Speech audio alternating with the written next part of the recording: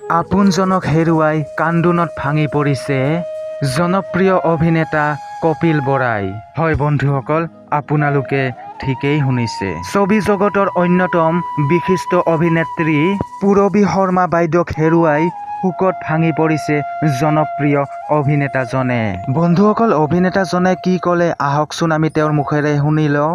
পূৰবী শৰ্মা আমাৰ আচলতে গোটেই অসমীয়া চলচ্চিত্ৰ ইতিহাসৰ এগৰাকী অতিপাত সবাতোতকৈ মহাময়ী অভিনেত্ৰী।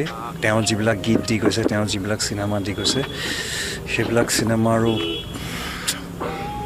আকৌ পাবলৈ আপোনাৰ দিগদাৰ। আৰু বেৰিবক সন্মুখত, আমি বেৰিব বুলি কওঁ, বেৰিবকৰ সন্মুখত ৰাখি মোৰ আৰু আজি একদম কথা ওলোৱা নাই, কিন্তু এইটো আমাৰ অভাৱনীয় ক্ষতি অসমীয়া চিনেমাৰ কাৰণে।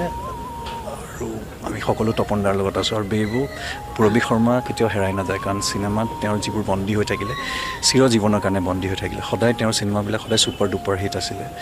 চিলভাৰ জুবলি, গল্ডেন জুবলি হয়, গতিকে সেইখিনি সময় হিৰ'ইন, গতিকে সদায় তেওঁ আমাৰ মাজত জীয়াই থাকিব।